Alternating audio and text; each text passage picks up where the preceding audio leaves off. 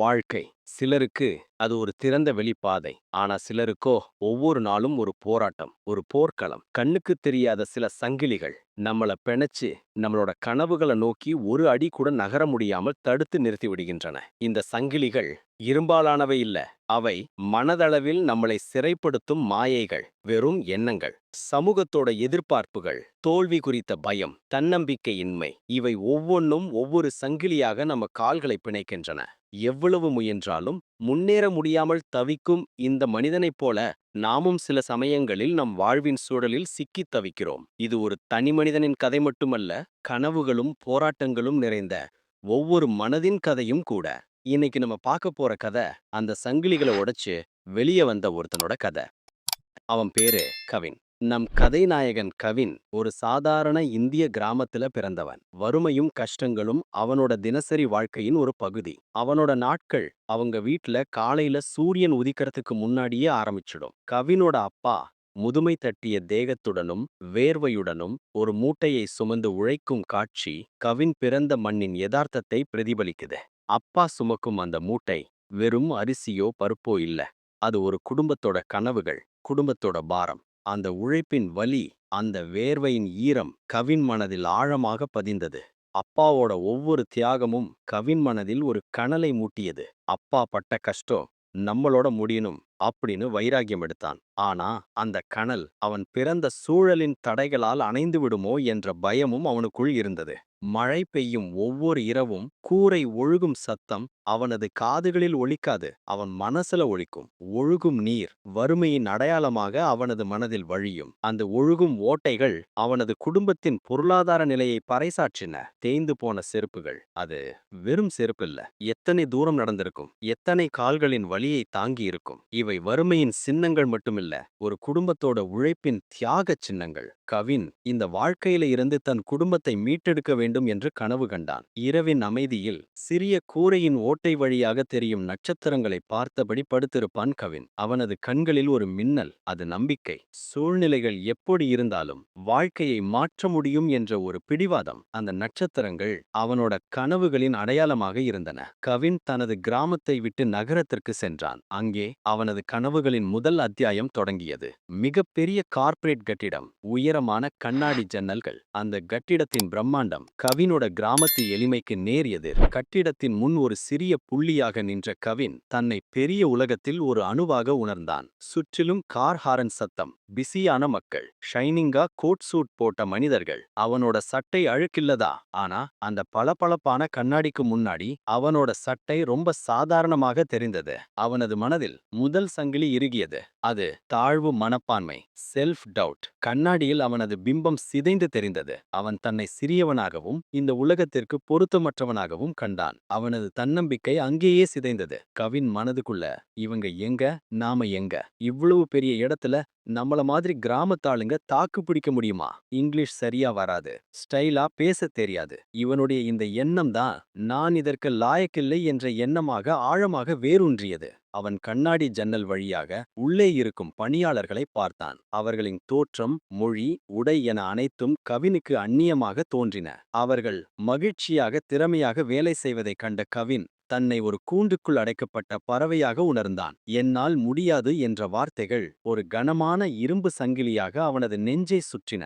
அந்த சங்கிலி அவனது ஒவ்வொரு முயற்சிக்கும் தடையாக நின்றது. தாழ்வு மனப்பான்மை அவனது கனவுகளின் சிறகுகளை பிணைத்தது.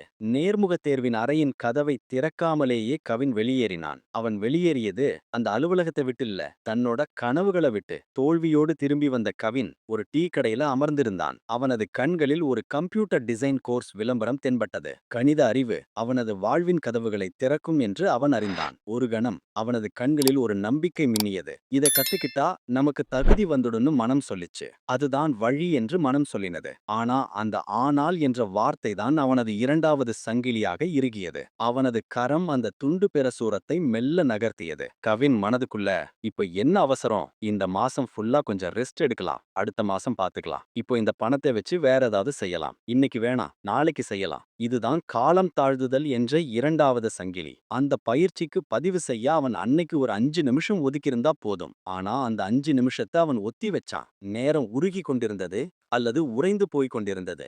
நாளை என்ற வார்த்தை அவனது எதிர்காலத்தை விழுங்கிக் கொண்டிருந்தது.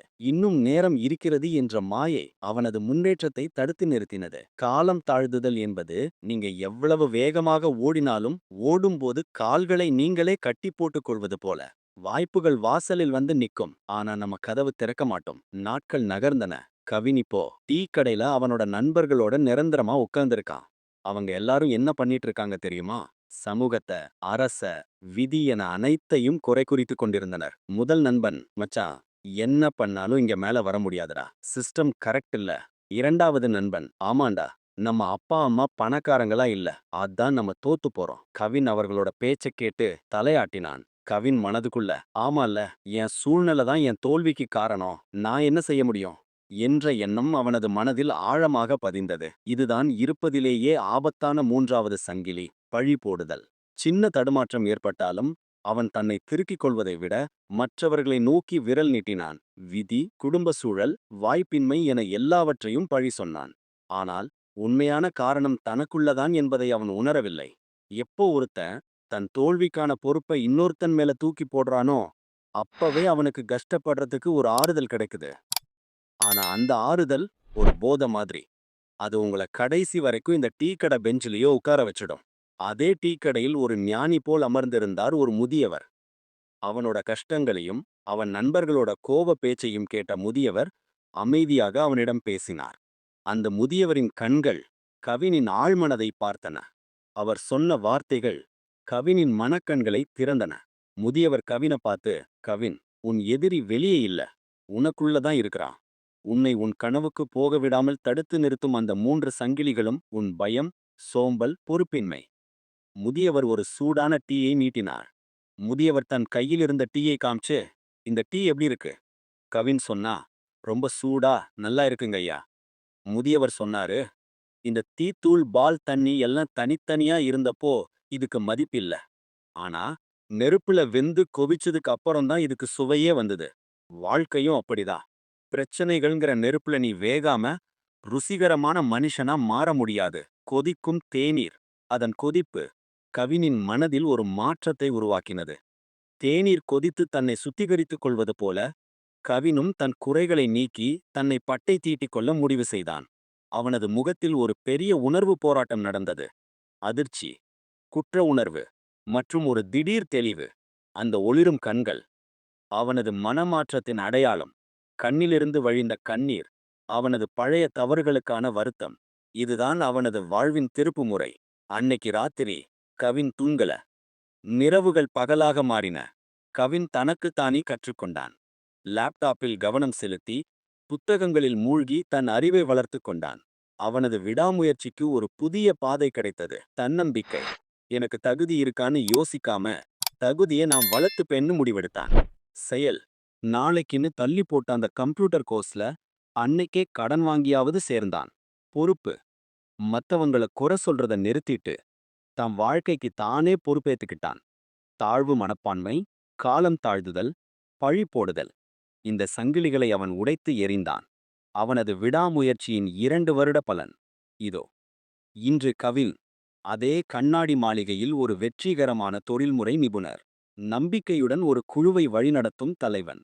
அவனது தோற்றத்திலும் முகத்திலும் ஒரு தெளிவும் அமைதியும் தெரிகிறது. வறுமையின் பிடியிலிருந்து மீண்டு தன் கனவுகளை எட்டிய ஒருவனின் நிம்மதி இதோ. கவினின் காலடியில் உடைந்த சங்கிலிகள். தாழ்வு மனப்பான்மை, காலம் தாழ்த்துதல், பழி போடுதல் என்ற 3 சங்கிலிகள் இனி அவனை பிணைக்க முடியாது. அவன் சுதந்திரமாக, நம்பிக்கையுடன் ஒளிரும் எதிர்காலத்தை நோக்கி நடக்கிறான். அவன் கடந்து வந்த பாதை ஒவ்வொருவரின் வாழ்விலும் ஒரு பாடத்தை சொல்கிறது. நண்பர்களே, நம்முடைய உண்மையான சங்கிலிகள் நம் மனதில்தான் இருக்கின்றன. அவற்றை உடைக்கும் சக்தி நம்முள்ளேயே ஒளிந்திருக்கிறது. எழுங்கள், செயல்படுங்கள், உங்கள் கனவுகளை நோக்கி செல்லுங்கள். முடிவு உங்க கையில். நன்றி.